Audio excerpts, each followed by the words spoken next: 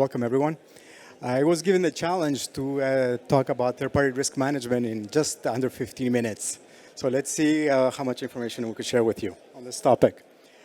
So my name is Theo ZAFIRAKOS. I wear two hats at Terranova Security. I have the traditional CISO role and responsibilities, but I also lead our professional services practice, where I advise other CISOs and managers of information security awareness programs on how to effectively change the culture of their employees.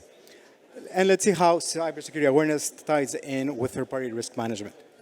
So first, we're going to look at what is third-party risk management, a brief definition and explanation, why we should all be interested when it comes to third-party risk management, how do you assess what frameworks are available or what are some of the elements that you need to have as part of your program, and how to integrate the human element of cybersecurity awareness in your third-party ecosystem.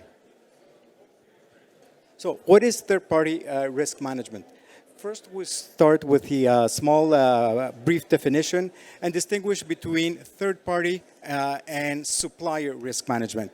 So third-party, it's more all-encompassing. It includes suppliers, partners, clients in some cases where they have access to data, or anybody else in the partnership ecosystem that has access to either systems, data, or even has access to your people.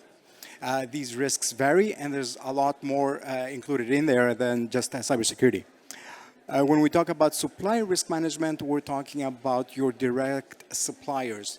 These could be, selling a product or a service. A product could be a one-time event, a one-time purchase. A service could be an ongoing, longer-term relationship that you have with the supplier. And there's differences and nuances with both cases.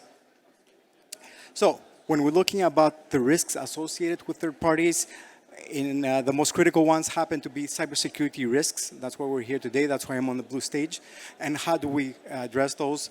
Operational risks. If we rely on this third party to remain operational and provide a service to us, well, how can we make sure that we don't suffer if they suffer an operational concern? Or how does that affect our operations if we rely on this service?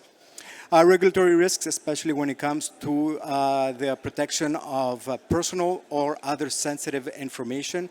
In some cases, we may have also contractual obligations for protecting information of our clients, and so on.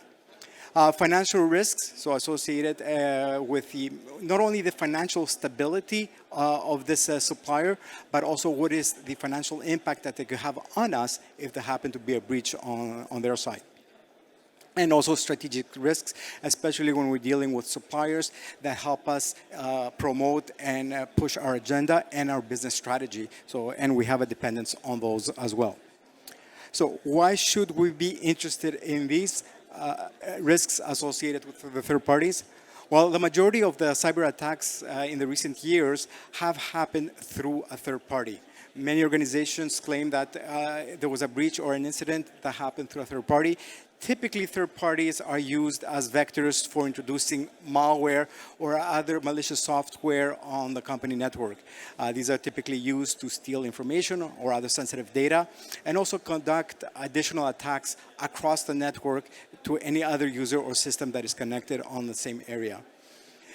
Number one way to get into a client or a partner is email. The business email compromise has become a very difficult threat and a very difficult vector of attack to detect and prevent. Business email compromise is not your traditional email with a click and attachment that you could rely on your perimeter devices to block, detect, and alert. It may simply just include simple instructions that to be coming from a trusted entity, this partner that you work with, this individual that is on your contact list that you know of. The individuals receiving these kind of messages lose several indicators that may indicate that this is a compromise. So they may be able to respond, and they may be enticed to respond and take action because it's coming from a known source, a trusted entity. A use case that I'm going to use for today is an organization that we're working with in the manufacturing sector, building in the transportation, with 100,000 employees, with several thousand suppliers. Well, those small, medium, and large suppliers don't all have the same level of cybersecurity and awareness. So when the attacker is trying to compromise the larger organization, well, they'll leverage a smaller entity, a small organization that may not have all the controls in place as a point of entry. Don't forget, when a cyber criminal enters a small organization, the small fish, because they're going to use the small fish to catch the big fish, they will not make the presence known. They will go in stealth mode, and they will leverage what they have access to attack other organizations and other individuals on the contact list of this individual. Also, they will take the time to learn how the initial victim communicates with her partners. They're going to be looking at the email history and communication patterns. So when they are going to target the large organization, the attack is going to be well crafted and targeted. Then our employees become a little bit more, at risk because, like I mentioned earlier, they're losing several elements that may indicate that this is a cyber attack. And when we talk about cyber attacks, well, nothing happens without the component, without the human component. Right? A phishing email by itself is not going to click itself. It's not going to install malware. It's not going to go to a malicious website, download malware, submit passwords. It takes a human being on the other side to believe the sender, to believe the objective of the message, and act upon, and therefore delivering the payload within the organization. That's why when we're focusing on third-party risk management, we also have to remember to include the human element, the human aspect when it comes to managing that risk. So typically, how do we assess third-party risks? There's the traditional components of risk management frameworks where you identify your threats, your assets, your crown jewels. What are you trying to protect? Typically, those include systems, devices, information, and other data that we're trying to protect. But we have to start including people as our key assets. Who are key individuals that may be targeted by cyber criminals? So in our assessment, we have to include our key people. Then we identify the potential threats and explain to those people the proper procedures, protocols, the ways we exchange information and the ways we interact with the supplier and this partner, and try not to deviate from the established procedures. Then you will assess your security. You may also assess their security to make sure that they're compliant with your requirements, your policies and standards when it comes to technology and other security requirements and security controls. You implement the controls to protect your assets. You ask your supplier to implement the same controls, and you monitor and you verify. In these controls that we ask them to implement, must include cybersecurity awareness and training of their employees, because again, we don't want them to become a vector that will target our own employees. So a typical third-party risk management program must include several elements for it to work well, starting with a risk assessment program, being able to understand what are the potential risks, likelihood, and impact of these events. Understand what does it mean and what are our action if we see policy non-compliance. So what if the supplier is not meeting our requirements? Who is going to sign off on the exception, right? We continue working with them because they're providing a key service that we cannot find elsewhere for the same price, or are we going to mandate for them to improve the process? Incident reporting becomes very key. We've seen that the best organizations that manage risk the best or incidents are the ones that are transparent and quick to communicate with our partners when there has been a data breach. So establish those protocols and those rules with your suppliers and partners. How quickly do you expect them to communicate with you? Right? Typically, we see 24, 48, maybe in some cases 72 hours, but establish those communications requirements from the very beginning when you enter the relationship. Also, you may evaluate your suppliers through security questionnaires, audits, reports that may be producing. If they're a small organization, they may not have these audits produced by themselves, so you may initiate your own verification and audits. And establish a remediation program. Give them some time to improve their controls so they can meet your requirements and your standards.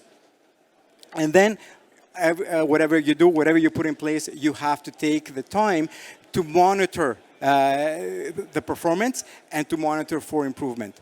Whether it's cybersecurity awareness, controls around vulnerability management, and other different security best practices, it's always important to monitor your suppliers and your partners, that they're maintaining the controls that they have promised to you, and also they're improving their posture.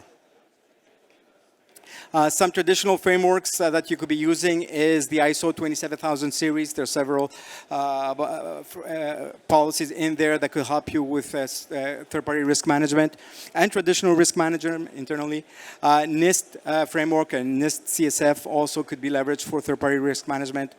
If you're working with cloud solutions and cloud providers, you may leverage the Cloud Security Alliance Cloud Control Matrix. Many cloud suppliers may already have already responded to this questionnaire and have it available. You could ask for it or ask them to complete it and make it available for your evaluation. Now let's tackle the human element of cybersecurity risk management with third parties. We mentioned earlier the use case of the organization who fell victim. Well, several times they were fell victim due to a ransomware. A partner was compromised, and through the partner, the cyber criminal was able to deliver ransomware to their employees. Their employees were trained to cybersecurity awareness. They followed the proper training. But when they received the training that seemed to come from an trusted entity that didn't deviate protocols or didn't raise any concerns, well, they were more susceptible to fall victim to it, and the malware able to compromise the network. So for this use case, this organization is trying to protect their 3,000 suppliers by establishing cybersecurity awareness programs in addition to all the other security controls that they expect them to have in place. Also providing benchmarking opportunities for the suppliers to compare themselves against their peers. And this will motivate them to implement a program that is acceptable, not only protect the initial organization, but also protect themselves and all the other clients that they may have in place. So security awareness best practices have to be adopted at all levels. You know, major organizations that are dealing with a large number of suppliers have to be able to spread their tentacles and their expectations to their partners and their suppliers. It becomes very often the responsibility to facilitate this process, because some small or medium sized organizations may not have the necessary resources or funding or expertise to put those controls in place. So it becomes up to the parent organization to facilitate the setup. Also, mitigating the human factor, right? Once everybody becomes aware of these potential threats and able to defend themselves, then we have an ecosystem where everyone is defended and everyone is protected from these potential cyber threats. So building the security aware culture will start at the top. So the moment the organizations are asking and demanding of their partners from the very beginning of the relationship to have this cybersecurity aware culture, then it's going to expand at all levels of the organization, not just expecting the end users to do the right thing. It will engage management to start thinking cybersecurity from the very beginning and do the right thing. Thank you. I think we have maybe time for one or two questions.